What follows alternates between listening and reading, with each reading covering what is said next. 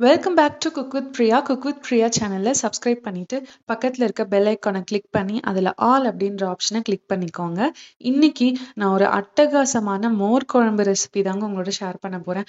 உங்களுக்கு தயிர் ரொம்ப பிடிக்கும் அப்படின்னா, மோர் குழம்பு ரொம்ப பிடிக்கும்னா நீங்கள் இந்த மாதிரி ட்ரை பண்ணலாம். இந்த டிஷ் வந்து பார்த்தீங்கன்னா ஒரு பெங்காலி டிஷ் இது. ஸோ அதை வந்து நம்ம ஊருக்கு ஏற்ற மாதிரி கொஞ்சம் பட்டி டிங்கரிங் பண்ணி உங்களோட நான் ஷேர் பண்ண போகிறேன். இந்த மோர் குழம்பு அப்படியே சூடான சாதத்தில் போட்டு சாப்பிட்டோன்னா செம்மையாக இருக்குங்க. இது செய்யறதுக்கு பார்த்தீங்கன்னா ஒரு 5 to 10 minutes தான் எடுக்கும். ரொம்ப ரொம்ப குயிக்காக பண்ணிடலாம். வாங்க கத்திரிக்காய் மோர் குழம்பு எப்படி செய்யலாம் அப்படின்றத பார்க்கலாம்.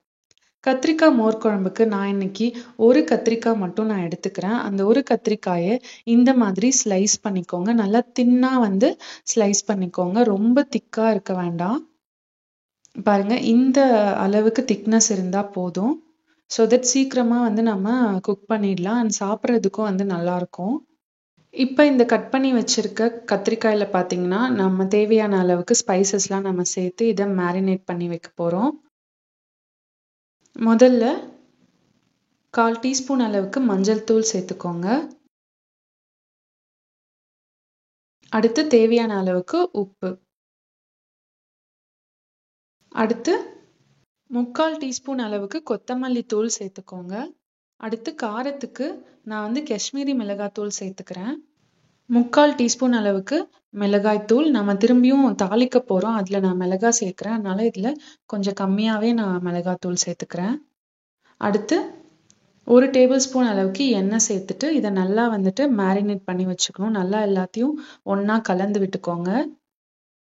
இது பார்த்தீங்கன்னா நம்ம கலந்து விட்டுட்டு அடுத்து நம்ம தயிரை வந்து நம்ம எடுத்துக்கலாம். அது வரைக்கும் இது வந்து கொஞ்ச நேரம் வந்து இது நல்லா அப்படியே ஊறிட்டு இருக்கட்டும். ஸோ தட் அந்த மசாலாலாம் வந்து காயில் நல்லா இறங்கும். பட் நம்ம வந்துட்டு டைம் இல்லை அப்படின்னா நம்ம அப்படியே கூட இதை ரோஸ்ட் பண்ணி நம்ம செஞ்சுக்கலாம். இது இருக்கட்டும். அடுத்து ஒரு பவுலில் தயிர் சேர்த்துக்கோங்க. உங்களுக்கு எந்த அளவுக்கு தயிர் வேணுமோ எடுத்துக்கோங்க. நான் வந்து 1/2 கப் அளவுக்கு நல்ல கெட்டியான தயிர் எடுத்துக்கிறேன். எடுத்துட்டு அதில் இப்போ நம்ம கொஞ்சமாக தண்ணி சேர்த்து மிக்ஸ் பண்ணிக்க போகிறோம். சப்போஸ் உங்களுக்கு தயிர் நிறையா வேணும்னா நீங்கள் தயிர் நிறையா கூட சேர்த்துக்கலாம். ஒரு 1/4 கிளாஸ் அளவுக்கு மட்டும் நான் இதில் தண்ணி சேர்த்துக்கிறேன். தண்ணி சேர்த்துட்டு தயிருக்கு தேவையான அளவுக்கு உப்பு. இதை நல்லா கலந்து வச்சுக்கோங்க. நான் வந்து கொஞ்சம் தண்ணியாக இருக்க மாதிரி கலந்துக்கிறேன். பட் உங்களுக்கு கெட்டியாக வேணும் அப்படின்னா நீங்கள் வந்து தண்ணி சேர்க்காம வெறும் தயிரை வந்து நீங்கள் பீட் பண்ணி வச்சுக்கலாம். ஸோ இது இருக்கட்டும். அடுத்து பார்த்தீங்கன்னா நான் வந்து 1 டீஸ்பூன் அளவுக்கு ஜீரகத்தை லைட்டாக லோ ஃப்ளேமில் வந்து நல்லா ரோஸ்ட் பண்ணிவிட்டு அதை வந்து அரைச்சி இதோட நான் சேர்த்துக்கிறேன். இந்த ஜீரக பவுடர் பார்த்தீங்கன்னா இதுக்கு செம்ம ஃப்ளேவர் கொடுக்குங்க. ஸோ கண்டிப்பாக இந்த ஸ்டெப்பை வந்து மிஸ் பண்ணிடாதீங்க. ஸோ இப்போ இது கலந்தாச்சு. இது அப்படியே இருக்கட்டும். அடுத்து பார்த்தீங்கன்னா நம்ம மேரினேட் பண்ணி வச்சுருக்க கத்திரிக்காயை வந்து நம்ம ரோஸ்ட் பண்ண போகிறோம். அதுக்கு ஒரு பேன் ஹீட் பண்ணிவிட்டு ஷாலோ ஃப்ரை பண்ணுற அளவுக்கு எண்ணெய் சேர்த்துக்கோங்க. டீப் ஃப்ரை வேண்டாம். 2லேருந்து 3 டேபிள் ஸ்பூன் எண்ணெயே போதுமானது. கத்திரிக்காய் பார்த்தீங்கன்னா சீக்கிரமாக வெந்துடும், அதனால நமக்கு நிறையா எண்ணெய் தேவைப்படாது. ஸோ நம்ம கலந்து வச்சுருக்க கத்திரிக்காயை நல்லா 2 பக்கமும் வேக வச்சு எடுத்துக்கோங்க. உங்களுக்கு கிறிஸ்பியாக வேணும் அப்படின்னா நீங்கள் அந்த மாதிரி கூட ரோஸ்ட் பண்ணிக்கலாம். நல்லா இந்த கத்திரிக்காய் வந்துட்டு 2 பக்கமும் நல்லா சாஃப்டாக வேகிற வரைக்கும் நீங்கள் வந்து இதை குக் பண்ணி எடுத்துக்கணும். ஸோ ஒரு பக்கம் இப்போ வந்து எனக்கு நல்லாவே வெந்துருச்சு.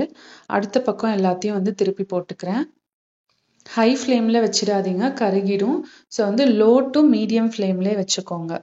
சப்போஸ் உங்களுக்கு எண்ணெய் பத்தலைன்னா அப்பப்போ நீங்கள் வந்து சேர்த்துக்கலாம்.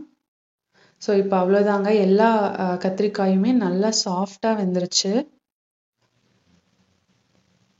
பாருங்கள், நம்ம ப்ரெஸ் பண்ணால் நல்லா சாஃப்டாக இருக்குது. ஸோ இந்த ஸ்டேஜில் நம்ம வந்து ஸ்டவ் ஆஃப் பண்ணிக்கலாம். இதை அப்படியே நம்ம வந்துட்டு தயிரில் சேர்த்துட்டு தாளித்தோம் அப்படின்னா சூப்பரான கத்திரிக்காய் மோர் குழம்பு ரெடி. இப்போ பார்த்தீங்கன்னா நான் ரோஸ்ட் பண்ணி வச்சுருக்க இந்த கத்திரிக்காயை வந்து தயிரில் சேர்த்துக்கிறேன். இது பண்ணுறதுக்கு பார்த்தீங்கன்னா சீரியஸாகவே ஒரு 10 மினிட்ஸ்க்குள்ளே தாங்க ஆகும். உங்களுக்கு வந்து குக் பண்ணுறதுக்கு டைம் இல்லை அப்படின்னா கூட நீங்கள் இதை ஈஸியாக செஞ்சிடலாம். பாருங்கள், நான் கடைசியாக வந்து தாளிச்சுக்கிறேன். கொஞ்சமாக எண்ணெயில் கடுகு, உளுத்தம்பருப்பு, கடலப்பருப்பு, அப்புறம் வரமிளகாய் 2, கருவேப்பிலை, கொத்தமல்லி சேர்த்து தாளித்து இதில் சேர்த்துட்டிங்கன்னா சூப்பர்வான கத்திரிக்காய் மோர் குழம்பு ரெடிங்க. இதை நான் வந்துட்டு 8 minutes to 9 minutes தான் ஆச்சு இதை மொத்தமாக பண்ணுறதுக்கே. ஸோ கண்டிப்பாக இதை நீங்கள் ட்ரை பண்ணி பாருங்கள். நல்ல ஒரு சூடான சாப்பாட்டில் இதை நீங்கள் போட்டு பிசைஞ்சு சாப்பிட்டீங்கன்னா செம்மையாக இருக்கும். இதுக்கு வந்து நீங்கள் தொட்டுக்க எதுவுமே தேவையில்ல, கொஞ்சம் அப்பளம் இருந்தாலே போதும், அவ்வளோ நல்லாயிருக்கும். நான் உண்மையாக சொல்கிறேங்க, செம்ம டேஸ்டியாக இருந்துச்சு. நீங்களும் இந்த கத்திரிக்காய் மோர் குழம்ப கண்டிப்பாக ட்ரை பண்ணுங்க. உங்க எல்லாருக்குமே ரொம்ப ரொம்ப பிடிக்கும். திரும்ப திரும்ப இதை சாப்பிடணும்னு தோணும். ஸோ மறக்காம குக் வித் பிரியா சேனலுக்கு சப்ஸ்கிரைப் பண்ணுங்க. அண்ட் இந்த கத்திரிக்காய் மோர் குழம்ப நீங்களும் ட்ரை பண்ணி பார்த்துட்டு எப்படி இருக்குன்றத எனக்கு கமெண்ட் பண்ணுங்க. Eat healthy, stay happy.